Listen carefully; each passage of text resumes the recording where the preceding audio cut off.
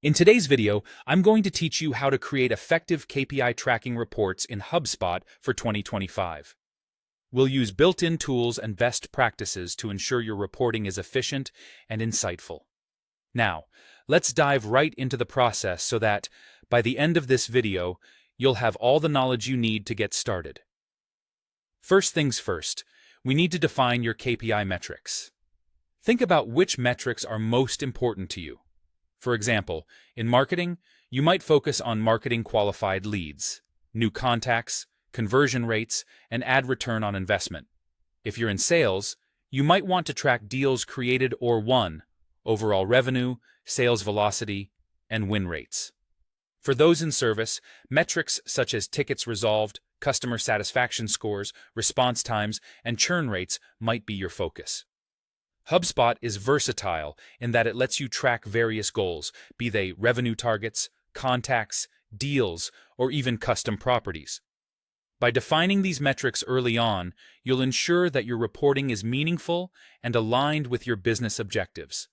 Next, let's move on to using the Custom Report Builder, which is available in professional and higher tiers of HubSpot. This powerful tool allows you to combine metrics, filter data, and choose different visual formats that best suit your needs. Start by selecting your data sources, which might include deals, contacts, goals, or activities. From there, you can add dimensions such as the deal owner or date, and measures like the sum of revenue or count of deals. Don't forget to apply filters that are relevant to your report, such as those for closed-won deals or specific quarters. When it comes to choosing chart types, consider using bar or line charts with comparison settings to clearly show growth over time or how you're tracking against your goals. Now, let's build a KPI dashboard. Navigate to Reporting, then Dashboards, and select Create Dashboard. Here, you can add all the custom KPI reports you've created. Whether it's deals broken down by owner, revenue against targets, or response times, make sure your layout is strategic. Place high-level KPIs on the top row, such as revenue and targets, to give an immediate snapshot of performance. In the middle rows, position trends and funnel-related charts to provide context on your progress over time. Reserve the bottom rows for more detailed drill-downs, such as analysis by representative, region, or channel.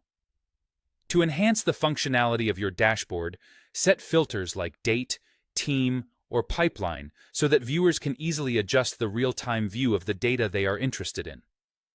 Keep in mind that dashboards are set to auto-refresh around every 2 hours, but you can also refresh them manually every 15 minutes.